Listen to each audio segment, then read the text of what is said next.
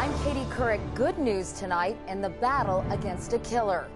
Fewer women are hearing these 4 words: you have breast cancer. Sharon Alfonsi on what may be the reason for a sharp decline. 7% is really huge.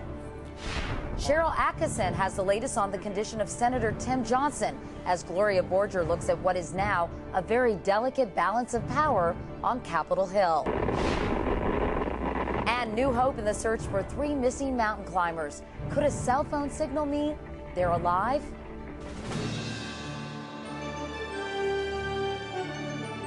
This is the CBS Evening News with Katie Couric.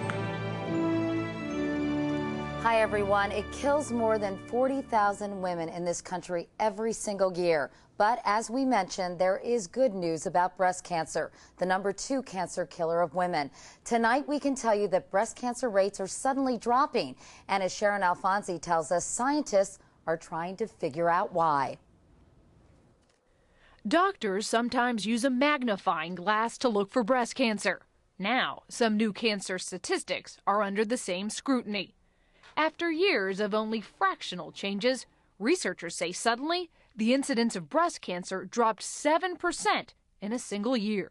This is an enormous decrease. Researchers announced today that decrease may be linked to hormone replacement pills. In 2002, a federal study linked the hormones to cancer and heart disease. Millions of women stopped using them.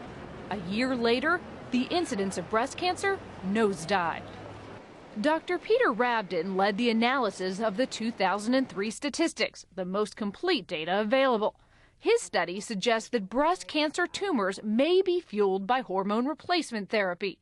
And when that was stopped, those cancers almost immediately stopped growing. But Dr. Freya Schnabel says stopping hormone therapy may be just one of the reasons for the dramatic decrease that year.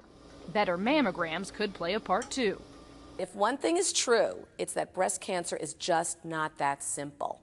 So while it's encouraging news for millions of women, and I like to get rid of some of this gray, it's still not that clear cut. Very confusing for women because no one seems to have the right answers or concrete information. About 10 years ago, an increase in breast cancer was widely reported. Doctors later learned it was the result of better detection, not a bigger problem. The lesson? Sometimes you have to wait a few years to see how the statistics shake out. Sharon Alfonsi, CBS News, New York. Dr. John LaPook is our CBS News medical correspondent. John, this is bound to add to the confusion people already have about hormone replacement. When that Women's Health Initiative came out 4 years ago and showed an increase in the risk of breast cancer, many people said, we're not doing hormone replacement. Right. Do you think that this will only add to those fears? Well, it's such a complicated subject, and it definitely needs further study. But I spoke to 3 experts today, and here's the bottom line that they said. The studies from 4 years ago were in women who were older, in their mid-60s, taking a relatively higher dose of estrogen for about 5 years. And the thinking now is that in a subset of patients of women with symptoms of menopause who are not at increased risk for side effects, that it's very reasonable to give a relatively lower dose of hormones for, say, a few years and see what happens. And who don't have a history of breast cancer either, right? Yeah, those would be the increased risks of problems. All right, Dr. John LaPook, stick around because we have another major medical story we're covering, and we'll talk about that in a moment. It's the sudden illness of Democratic Senator Tim Johnson of South Dakota, who had emergency brain surgery last night, and there are implications for the delicate balance of power in Congress. Johnson is now listed in critical condition. Cheryl Atkinson on Capitol Hill has the very latest. After surgery that went well past midnight last night, Senator Tim Johnson's family released a statement saying he had suffered sudden bleeding in his brain. The symptoms first surfaced during a telephone conference call with reporters yesterday. The money was proposed to be provided a year ago. In the middle of answering a question, Johnson starts to falter. You know, it just is frustrating.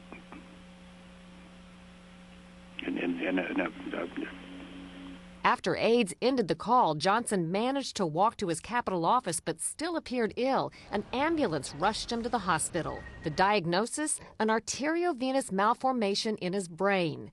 That means arteries and veins are knotted together like a ball of yarn. He's probably had it but not known it for much of his life. As the tangle grew, one of the blood vessels apparently burst. It really depends on the size and location, how much injury to the brain is done at the time of the hemorrhage, and that can be everywhere from mild to severe. Last night's surgery to drain the blood is being called successful, but nobody's saying much beyond that, including Senate Majority Leader Harry Reid, who visited Johnson today. I saw him, he looked great.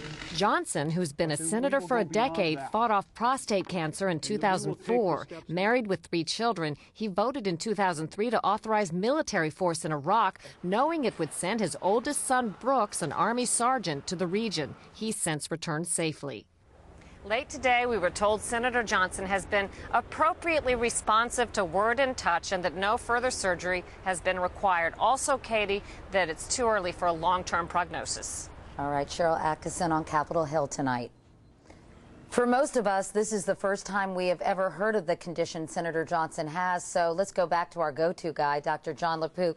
John, how might this medical event affect Senator Johnson's health in the long run? It depends on exactly what's going on, which we really do not know. However, just to look at how things like this happen in other patients, this is a schematic of the brain, and this is the area of the brain where speech and communication is involved.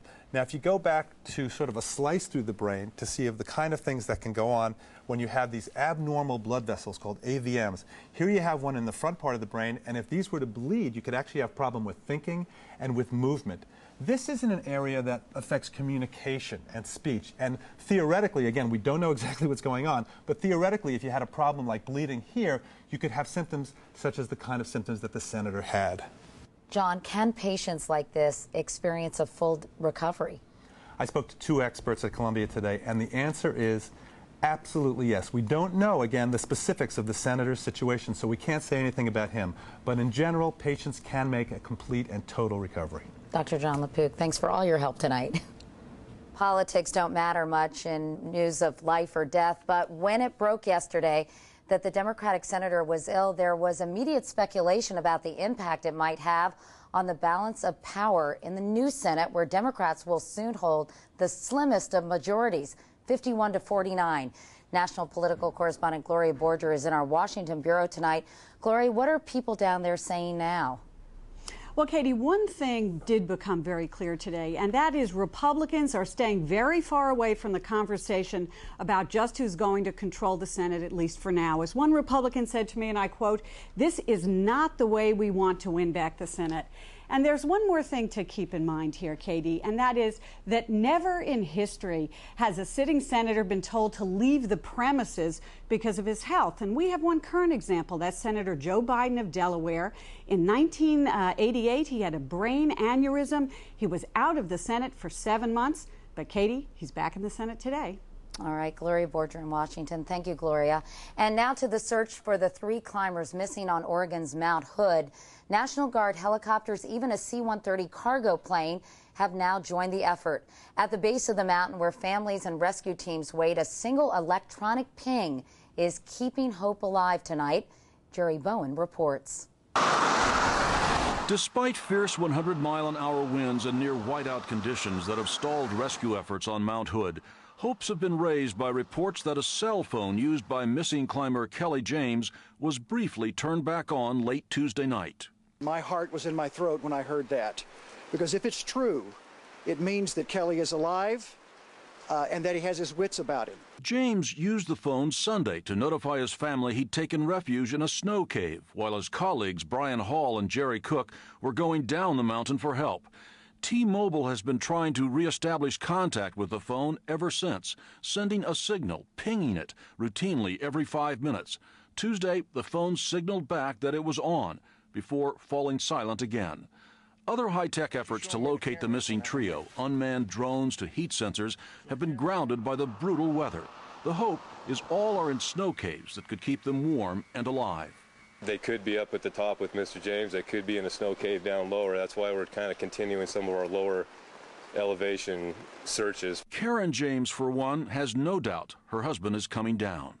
My husband proposed to me on Mount Rainier, and we're planning our 50th wedding anniversary there, so I know he's coming off this mountain. But with more bad weather moving in, searchers say it may be the weekend before they can get closer to the stranded climbers. Jerry Bowen, CBS News, Los Angeles. And there's much more CBS News ahead. Coming up next, is the U.S. Army being stretched to the breaking point? A dire warning from the top general.